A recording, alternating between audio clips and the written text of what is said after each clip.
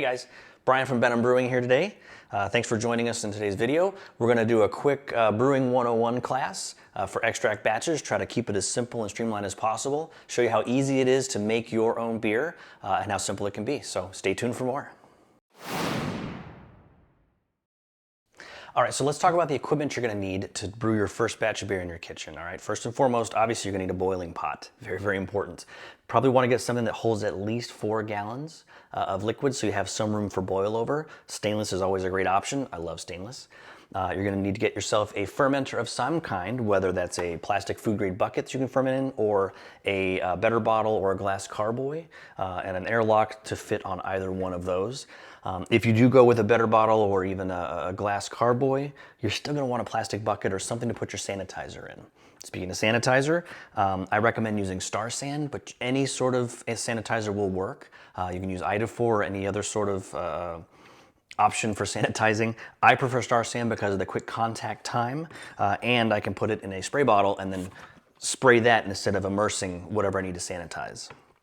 I always like to use a funnel, especially with the carboy if I'm transferring the beer in there. It gives me plenty of room to splash. A graduated cylinder with a hydrometer that'll help you measure the density of your sugar concentration in your wort. Will help you calculate the eventual alcohol content of your beer. I also recommend, not required, but some sort of a defoamer. You can usually get this at your local homebrew store.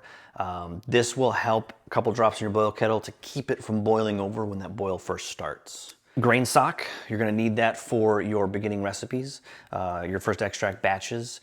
We're using one that's actually reusable, but typically for just a couple of pennies, really, you can get a disposable one that once the grain is done, you throw it out. A scale to weigh out your hop additions. Always recommend a spoon to stir with as well. I like stainless. Again, wooden spoon, probably not a good idea with the boiling, so stainless is always a good option. Floating thermometer is very handy. You can put it in your boil kettle when you're steeping your grains to measure the temperature, make sure you're within the correct range. If you happen to have or want to upgrade, you can definitely get one of these thermopens, these instant reads, which are fantastic, super fast to read, very, very accurate. And then if your kettle doesn't have a ball valve on it or like a spigot on it, you're gonna need some way to transfer that liquid out. And you can pour it into the funnel, into the carboy, or get yourself a siphon or an auto siphon, and we'll show you how that works a little bit later.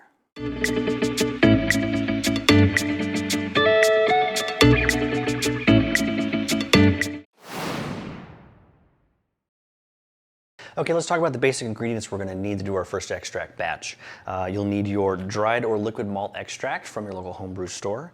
You're going to need your specialty grains, which your homebrew store can crush for you. Your hops, depending on the recipe, there'll be different hop additions at different times and different quantities, so follow your recipe. You're obviously going to need your yeast. You can start out with dried yeast, which is a great way to start. You can also use liquid yeast. And I like to use some sort of a clarifier in the boil kettle itself. I like Royal Flock, but you can use a Irish Moss or something like that. Last but not least, of course, is the water. Very, very important. You can use your tap water if it tastes good and doesn't have too much of a chlorine taste with it. Generally, that's the rule. If it tastes good, you can make good beer with it. I like to use bottled spring water myself. It has a good balance of minerals that'll help balance out the beer. And it's easy to measure because it comes in the gallon jugs.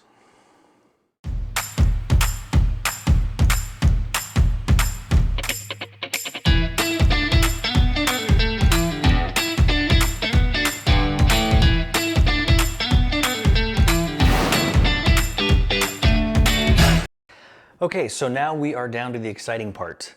You're gonna take about 3 gallons of your water, put it in a pot and bring it to about 150 degrees. That's gonna be your steeping temperature for your grain. And we are at 150 exactly. So that's a good thing. You've got your grain that you put in your grain sock. We're gonna go ahead and put that in. Make sure that all the grain gets wet and hydrated. Dip it a little bit. And then we're gonna let it steep in there for about 30 minutes. And what we're doing is we're taking all those grains and we're extracting the color and the flavor from them. So depending on what type of recipe you're doing, you may have some darker malts or some lighter malts. For today, we're just using a simple Crystal 60 to give the beer some good mouthfeel, a little bit of residual sweetness to balance the hops that we're gonna put in it today. Something else that is kind of helpful when you're doing your grain sock, instead of dumping the whole thing in there, take the string or part of it and hang it out of the edge of the pot.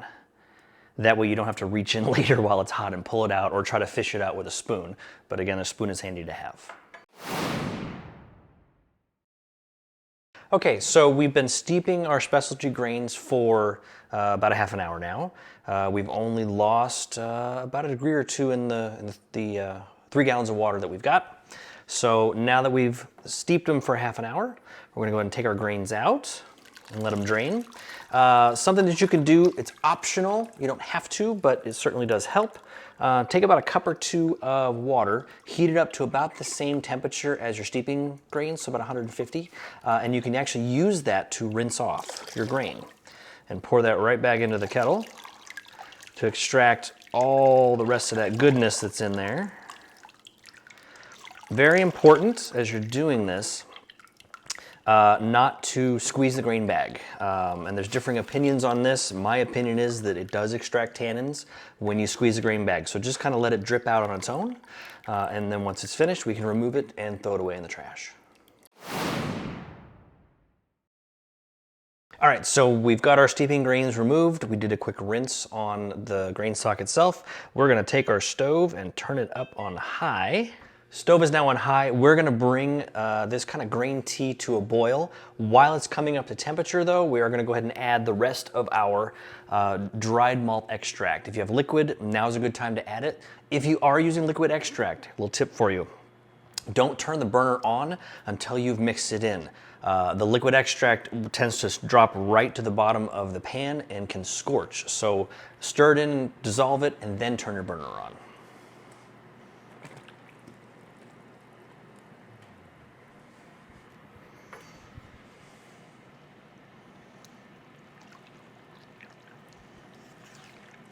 And you can see in our kettle here, we are running 3 gallons in a 4-gallon kettle. So it is extremely, extremely full, especially as we put the rest of the extract in. So we are using a defoamer today, like I mentioned earlier, which will help keep things from boiling over and ruining the stove. It's the last thing I want to do.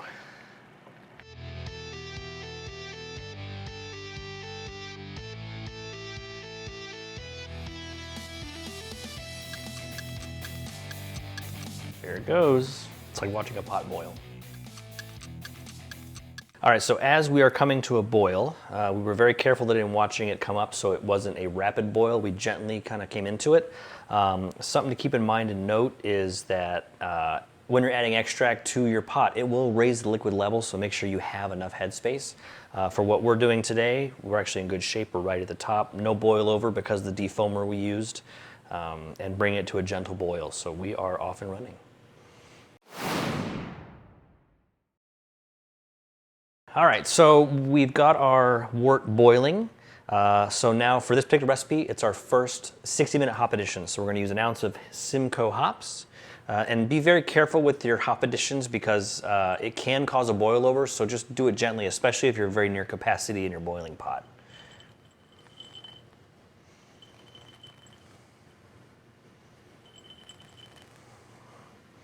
There we go.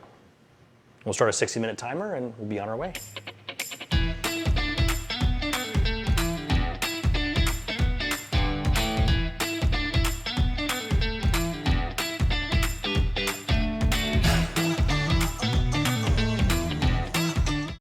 All right, so we've been boiling for 30 minutes now. We've lost actually about a quart of volume so far. So not too terribly bad, but that definitely gives us some more headspace, some more headroom. We're gonna add another hop addition here. This is going to be our 30-minute hop addition. It is 1.5 ounces of Northern Brewer. And again, careful when we add it so you don't get a boil over. Very gentle. Looks very stable though. Give it a good stir. Oh, that smells really good. All right, next hop addition in 15 minutes.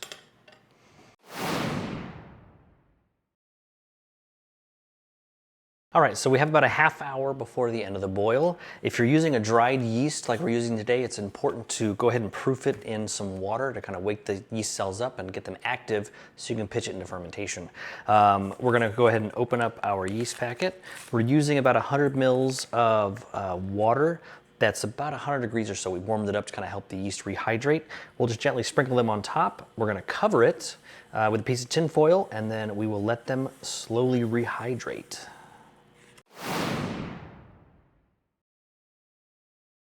All right, we've got another 15-minute boil addition to do here.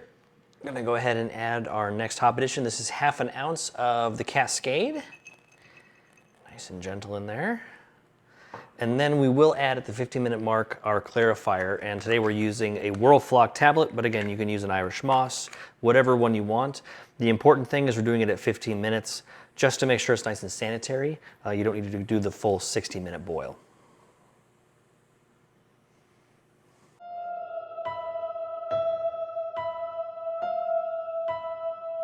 So a quick tip, and I don't know why it caught me off guard today, but it did. Don't forget, whenever you do a hop addition, keep an eye on it until the boil stabilizes again.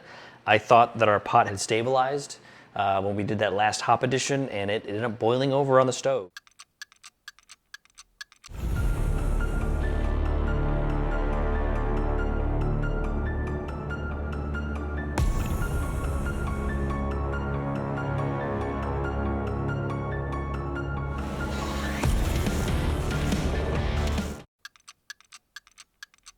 So we turned the heat down, we cleaned it up so nothing would scorch, and then we're bringing it back to a boil again. So, I mean, it happens to even the most seasoned people. You know, it's a thing, unfortunately. All right, we've got 5 minutes left in the boil. We've lost quite a few quarts of liquid here. We're doing our final hop addition, another 1/2 ounce of the Cascade hops. And I will watch it this time to make sure we do not get a boil over, since that last one caught me off guard.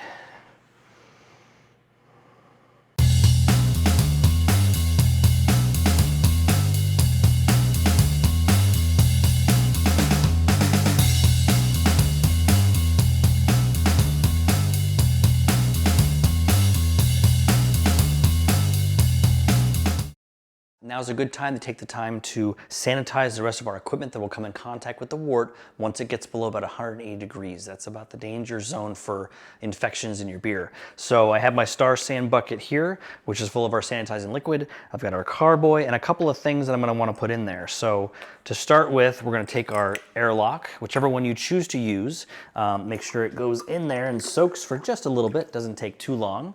I'm gonna take our funnel that we're gonna use and our auto siphon. So with the auto siphon, these are usually pretty easy to sanitize. Unfurl that, give it a couple of pumps to make sure the liquid is running through it, and then we'll let it sit. All right, so we'll sanitize our funnel, which we're going to use in our carboy. And then for the carboy, we're just gonna pour a little bit of sanitizer, which is what I like about the Star San. We don't need to fill up the full 5-6 gallons of sanitizer. We can fill just enough so that we can splash and shake it up. And that should be sufficient to get everything in there sanitized. All right, so that's 60 minutes into the boil. We've done all of our hop additions. We have started proofing the yeast. We have sanitized the fermenter while we're waiting, so now we need to chill it down. So we're turning off the stove. I'm gonna get a lid. We're gonna put the lid on it, and we're gonna put it in an ice bath in the sink. All right, so we've got our hot pot here. We've got our sink. We're gonna go ahead and put this in the sink and do an ice bath. So we're gonna pack some ice around it and then run a little bit of cool water through it to help carry the heat away and cool down the mass as a whole. The other thing we're gonna wanna do real quick is stir it rapidly. That way, all the hop additions that we have will end up whirlpooling and forming a cone in the center, and we'll draw the wort off of it from the edge, and we'll leave a lot of that hop matter behind.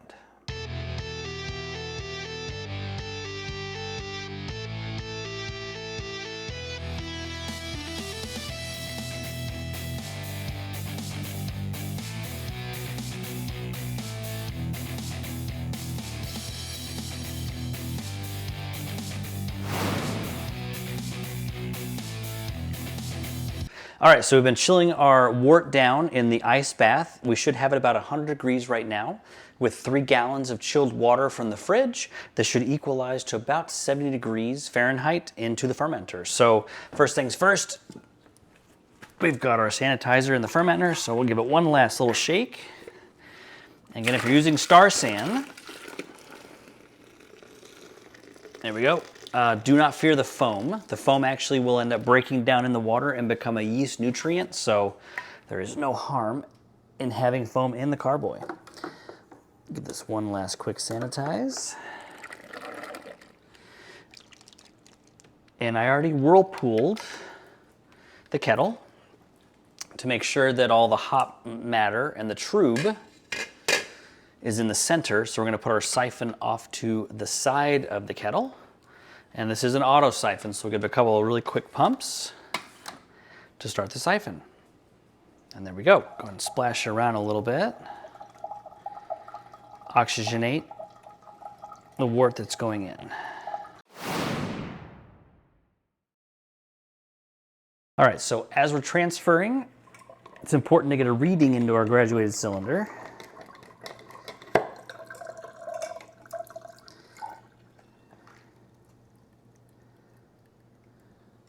Lower that down a little bit so it runs a little faster. And really just enough until it floats. There it goes. And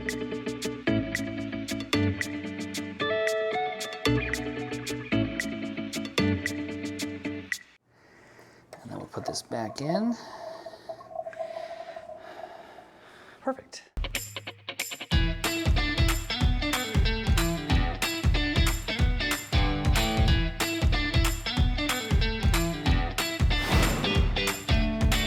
All right, so we've got our wort in the fermenter. We've added 2 gallons of water, which puts us just over 4 gallons. We're gonna add our yeast, pitch our yeast rather, which we've had proofing.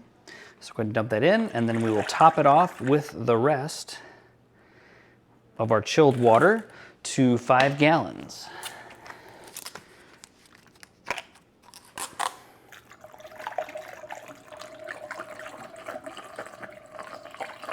All right, we'll cap it with the airlock and we'll let it ferment. Thanks for joining us today on our Brewing 101 class. Hope you learned something and encourage you to make your own great beer at home and see how simple it is to do. Like and subscribe for more content, and we look forward to seeing you soon.